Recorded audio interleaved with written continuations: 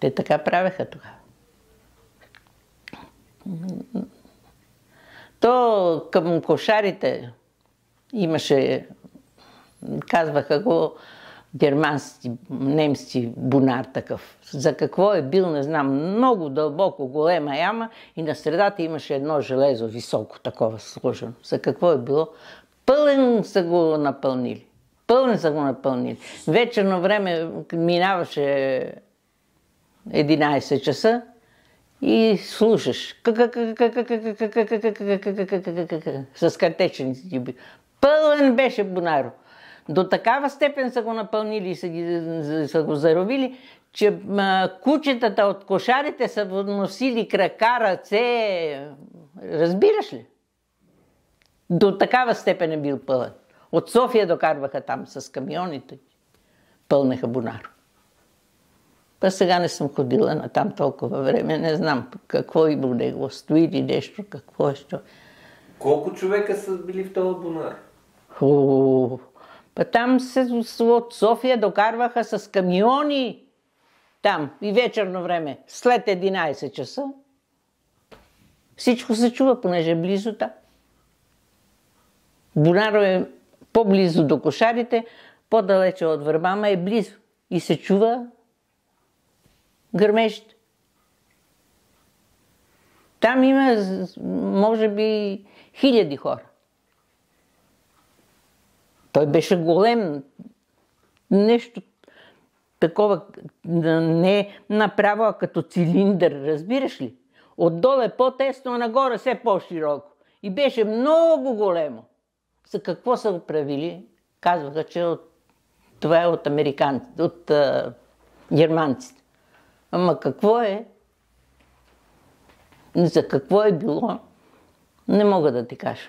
А ние натам сме ходили и то до пъто, понеже до пъто така беше. И между кошарите и върба, като тръгнеш натам за бораци, за калища, за канджулица. На канджулица имаше тогава фабрика такава за слънчоглед, правеха олио. Карахме там да правеха. Там беше близо. За какво е правен, не знам. Но го беха напълнили.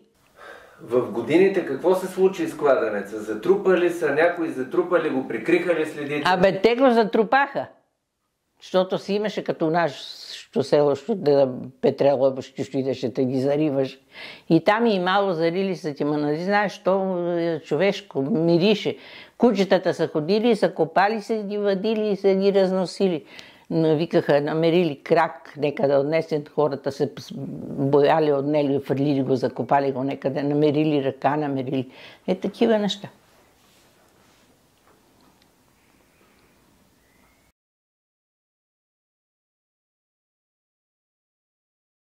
Спомням си, че той се дойде от София. С документ всичко. И той къде го уби, понеже роднини. Нали ви казах, че той е на дедо пръв братовчет. Дедо ми, баща на моя прадедо и на тая дето се беше оженил от Клановик, майка са брат и сестра. И той дойде и да види, че действително, после си го ние обясняваме. Той е дошъл с цел да види, че действително си е дошъл. Как се е казвал този човек? Иван Кленовски го казваха. Той човек потопи Радомирско кръв. Иван Кленовски? Иван Кленовски. И у върба, точно на центъра, развалиха го. Тогава имаше там като магазинче и се седеше на пейка дървена. Викаха го Отурако. Седели са на Отурако и той носил някакви панталони. Брич ли е било, какви са били.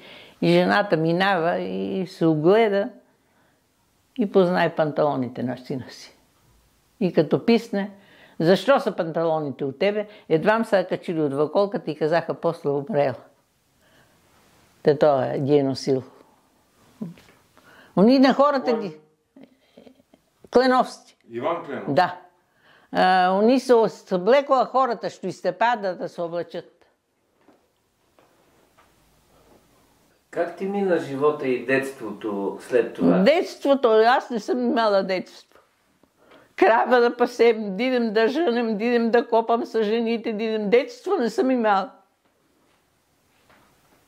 В гимназията учих, че кравата, че пасем и че легнем да напишем, па че станем и че я пуснем, та с Инжиро че оди, че пасе, а я ще одим да я пасем. Това е било детството. В земеделското идех да работех. Фанеш един ред дръвчета, там имаше много, пресаждаха, ние ги продах. Фанеш един ред и че копа шторма имаш. Никой не те пита, дете ли си, можеш ли, не можеш ли, ял ли си, не си ли.